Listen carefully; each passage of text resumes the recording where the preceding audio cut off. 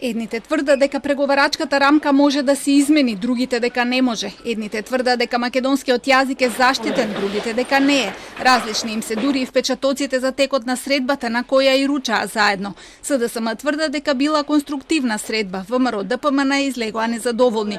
Представиле 6 барања за промена на преговарачката рамка за кои владеачките партии немале слух, поради што и вечерва повикаа на масовни протести. Нема што Бугарија да дава едностранни изјави за тоа како го разбира македонскиот јазик, во кој што ќе пише дека е дијалект на бугарскиот јазик. Тоа не сме да се дозволи, не сме да го има во преговарачката рамка.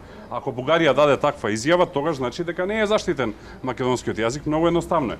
Ако не е историјата проблем, зашто протоколот е во преговарачката рамка? Во однос на рамката која што е усвоена од 27 земји членки на Европската унија, таа секогаш може да биде променета доколку видат цврста позиција на македонска страна.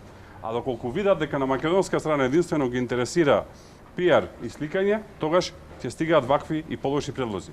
Потребно е да имаат цврста позиција од македонска страна и верувајте, можеме да добиеме многу подобар документ и подобра преговарачка рамка.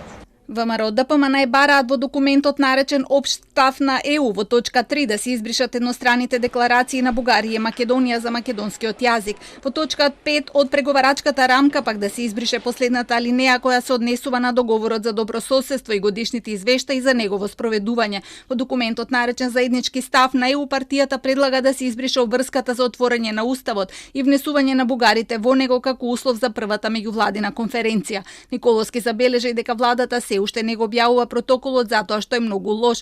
Од СДСМ пак излегоа со став дека средбата била конструктивна и треба да продолжи. Заклучоците се во контекст на тоа која е нашата стратешка определба, тоа е членството во НАТО, и во контекст на тоа дека билатералните прашања треба да ги исклучиме од преговарачката рамка по однос на историските прашања и образовните прашања и да ја задолжиме владата за да се занимава со тоа, значи задолжување конкретни заклучоци, конкретни задолженија кои што ќе имат во предвид определбата за посебноста на историските, на културните, на јазичните, на образовните посебности на македонскиот народ.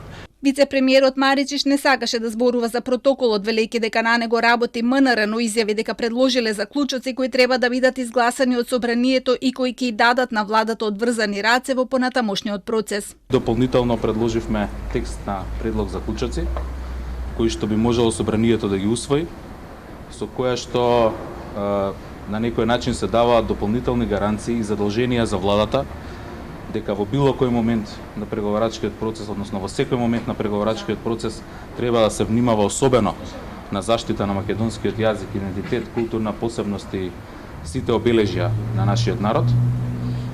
И дека ако во било кој момент треба да се разговара и преговара за овие прашања, дека владата има должност да ги напушти тие преговори, да ги прекине и да не ги продолжи без никаков притисок во однос на овие прашања. Партиите на албанците од оваа средба излегоа со став дека за нив е прифатлив францускиот предлог и во ваква форма. Продолжувањето на средбите е неизвестно, се чека првин за заклучоците од денеска да се разговара во партиите поединечно.